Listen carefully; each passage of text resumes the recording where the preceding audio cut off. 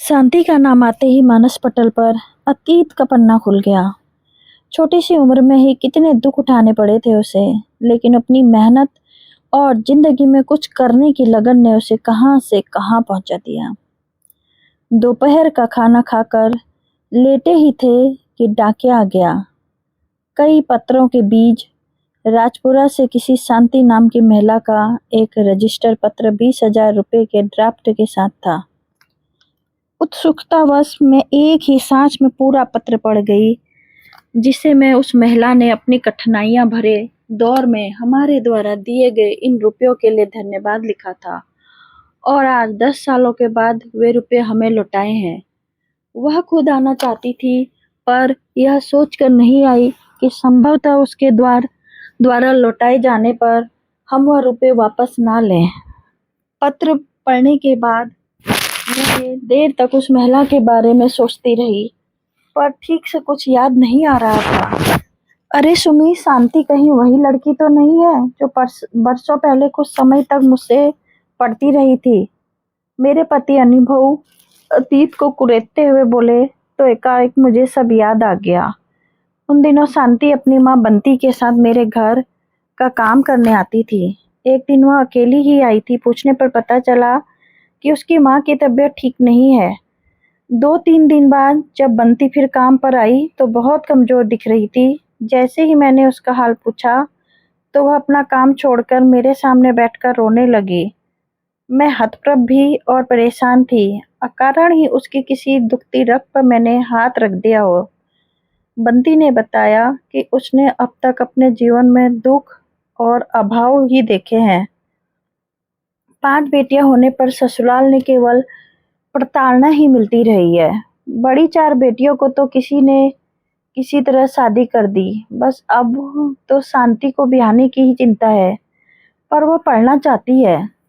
बंती कुछ देर को रुकी, फिर आगे बोली, अपनी मेहनत से शांति 10वीं तक पहुंच गई है, पर अब ट्यूशन की जरूरत पड़ेगी, जिसके लिए उसके पास पैसा नहीं है। तब मैंने अभिनव से इस बारे में बात की, जो उसे निःशुल्क पढ़ाने के लिए तैयार हो गए। अपनी लगन व परिश्रम से शांति 10वीं में अच्छे नंबरों से पास हो गई। उसके बाद उसने सिलाई कढ़ाई भी सीखी। कुछ समय बाद थोड़ा दान दहेज जोड़कर बंती ने उसके हाथ पीले कर दिए। अभी शांति की शादी हुए साल भर बीता था कि वह एक बेटे की मां बन गई। एक दिन जब वह अपने बच्चे सहित मुझसे मिलने आई तो उसका चेहरा देख मैं हैरान हो गई।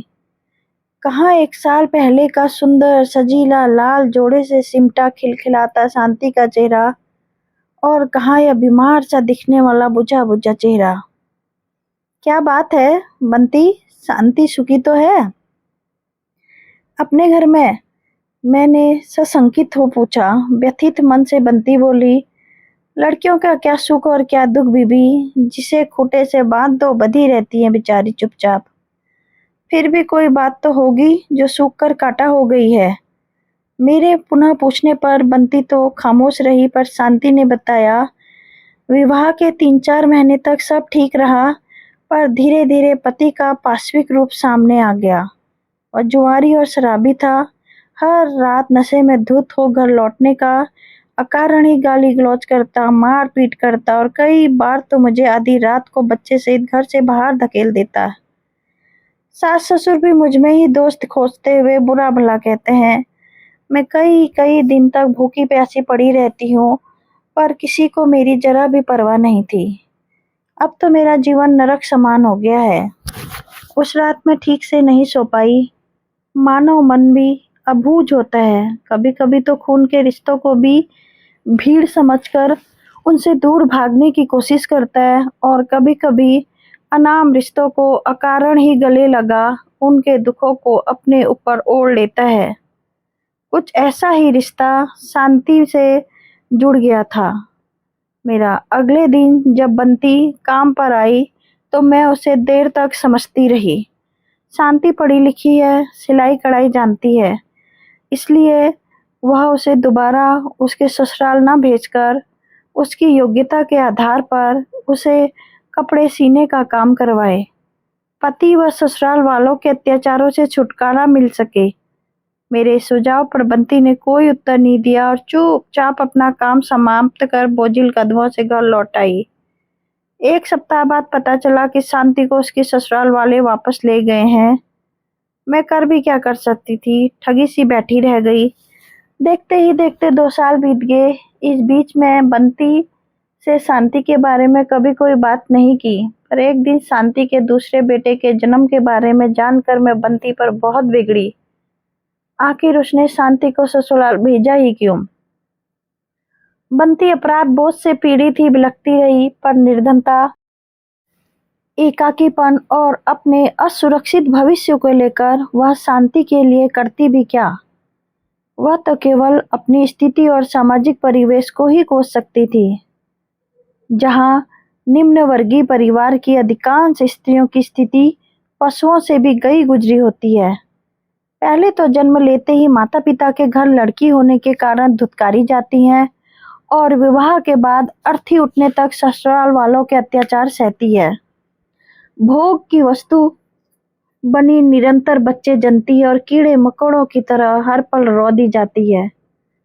फिर भी अनवरत मौन धारण किए ऐसी यातना भरे नार के जीवन को ही अपनी तकदीर मानव जीने का नाटक करते हुए एक दिन चुपचाप मर जाती है। शांति के साथ भी तो यही सब हो रहा था।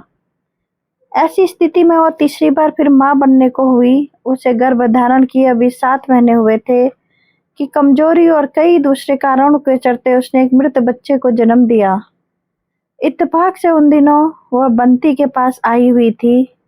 तब मैंने शांति से परिवार नियोजन के बारे में बात की तो मुझे स्वर में उसने कहा, फैसला करने वाले तो उसके ससुराल वाले हैं और उनका विचार है कि संतान तो भगवान की देन है, इसलिए इस पर रोक लगाना उचित नहीं है। मेरे बार बार समझाने पर शांति ने अपने बिगड़ते स्वास्थ्य और बच्चों के भविष्य को देखते हुए मेरी बात मान ली और ऑपरेशन करवा लिया। यूँ तो अब मैं संतुष्ट थी, फिर भी शांति की हालत और बंटी की आर्थिक स्थिति को देखते हुए परेशान भी थी। मेरी परेशानी को भांपते हुए मेरे पति ने सहज भाव में 20,000 रुपये शांति को देने की बात कही ताकि पूरी तरह से स्वस्थ हो जाने के बाद वह इन रुपयों में से कोई छोटा मोटा काम शुरू करे, अपने पैरों पर खड़ी हो सके। पति की यह बात सुन मैं कुछ पल को समस्त चिंताओं से मुक्त हो गई।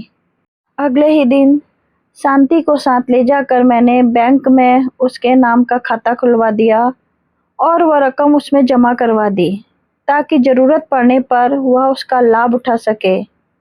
अभी इस बात को 2-4 दिन ही बीते थे कि हमें अपनी भतीजी की शादी में हैदराबाद जाना पड़ा। 15-20 दिन बाद जब हम वापस लौटे तो मुझे शांति का ध्यान हो आया तो बंटी के घर चली गई जहां ताला पड़ा था। उसकी पड़ोसन ने शांति के बारे में जो कुछ बताया उसे सुन मैं अवाक रह गई।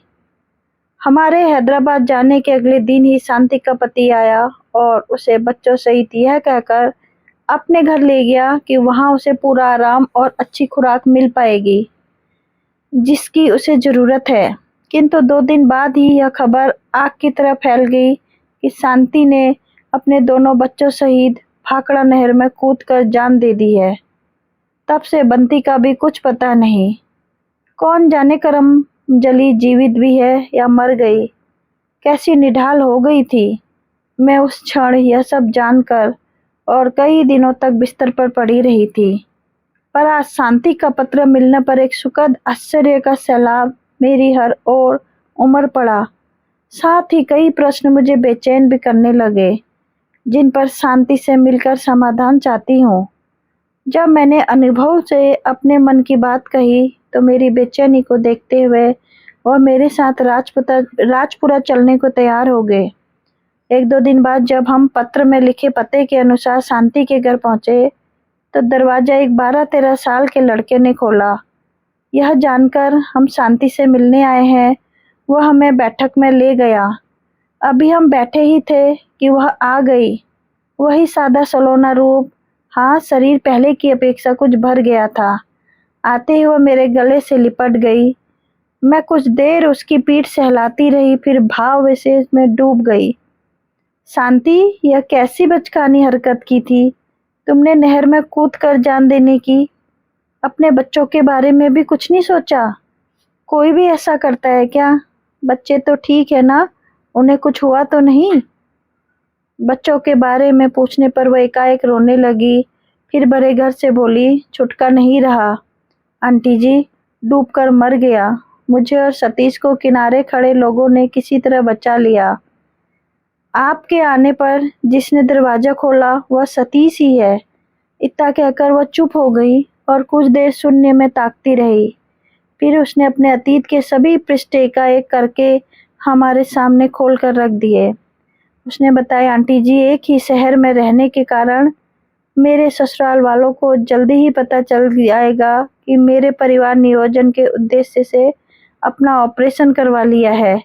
इस पर अंदर ही अंदर वे गुस्से से भर उठे थे, पर ऊपरी सहानुभूति दिखाते हुए दुर्बल अवस्था में ही मुझे अपने साथ वापस ले गए। घर पहुंचकर पति ने जमकर पिटाई की और सास ने चूल्हे में से जलती लकड़ी निकालकर पीठ दाग दी। मेरे चिल्लाने पर पति ने मेरे बाल पकड़कर खींचते हुए कमरे में ले गया और चीखते हुए बोला, तुझे बहुत पर निकल आए हैं जो तू अपनी मनमानी पर उतर आई है। ले, अब पड़ी रह दिन भर भूखी प्यासी अपने इन पिल्लों के साथ। इतना कहकर उसने आंगन में खेल रहे दोनों बच्चों को बेरहमी से लाकर मेरे पास पटक दिया और दरवाजा बाहर से बंद कर दिया। तड़पती रहती थी मैं दिन भर जले के दर्द से। ऑपरेशन के टांके कच्चे होने के कारण टूट गए थे। बच्चे भूख से बेहाल थे, पर माँ होकर भी मैं कुछ भी नहीं कर पा रही थी उनके लिए। इसी तरह दोपहर से शाम और शाम से रात हो गई। भविष्य अंधकारमय दिखने लगा और जीने की कोई लालसा शेष नहीं रह गई थी। अपने उन्हीं दुर्बल क्षणों में से मैंने आत्महत्या कर लेने का निर्णय ले लिया। अभी पाँव फटी ही थी कि दोनों सोते बच्चों के सहित मैं कमरे की खिड़की से, जो बहुत ऊंची नहीं थी, कूदकर सड़क पर तेजी से चलने लगी। घर से नहर ज्यादा दूर नहीं थी, सो आत्महत्या को ही अंतिम विकल्प मान आंखें बंद कर बच्चों सहित उसमें कूद गई। जब होश आया तो अपने आप को अस्पताल में पाया। सतीश को ऑक्सीजन लगी हुई थी और छुटका जीवन मुक्त हो कहीं दूर बह गया था। डॉक्टर इस घटना को पुलिस केस मान बार बार मेरे घर वालों के बारे में पूछताछ कर रहे थे। मैं इस बात से बहुत डर गई थी, क्योंकि मेरे पति को यदि मेरे बारे में कुछ भी पता चला तो मैं पुनः उसी नरक में धकेल दी जाती, जो मैं नहीं चाहती थी। तब मैंने एक सहृदयी पड़ा अमर को अपनी आप बीती सुनाते हुए उनसे मदद मांगी, तो मेरी हालत को देखते हुए उन्होंने इस घटना को अधिक तूल न देकर जल्दी ही मामला रफा दफा करवा दिया और मैं पुलिस के चक्करों में पड़ने से बच गई। अब तक डॉक्टर अमर मेरे बारे में सब कुछ जान चुके थे, इसलिए वो मुझे बेटे सहित अपने घर ले गए, जहां उनकी मां ने मुझे बहुत सहारा दिया। सप्ताह भर में उनके घर ही रही। इस बीच डॉक्टर साहब ने आपके द्वारा दिए गए उन 20,000 रुपयों की मदद से यहाँ राजपुरा में हमें एक कमरा किराए पर कर दिया। साथ ही मेरे लिए सिलाई का सारा इंतजाम भी कर दिया। पर मुझे इस बात की चिंता थी कि मेरे सिले कपड़े बिकेंगे कैसे।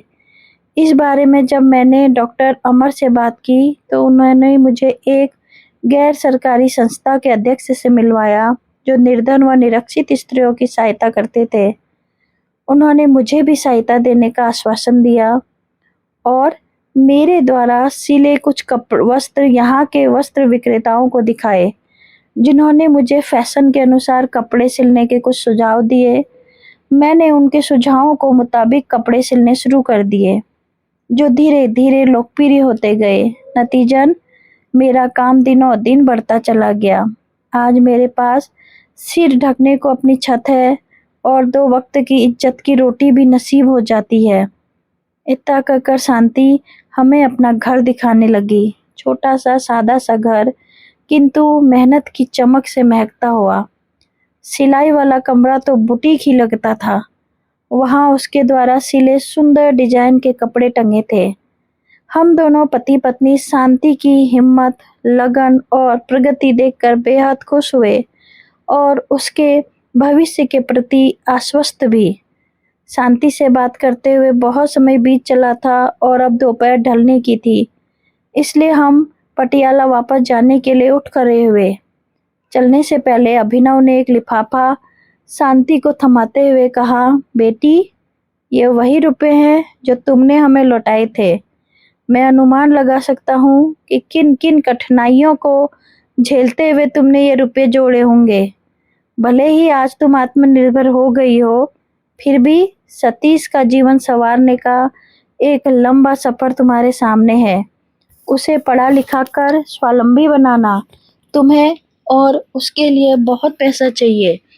यह थोड़ा सा धन तुम अपने पास ही रखो, भविष्य में सतीश के काम आएगा। हाँ, एक बात और, इन पैसों को लेकर कभी भी अपने मन पर बोझ मत रखना। अभिनव की बात सुनकर शांति कुछ देर चुप बैठी, फिर धीरे से बोली, अंकल जी, आपने मेरे लिए जो किया है वह आज के समय में दुर्लभ है।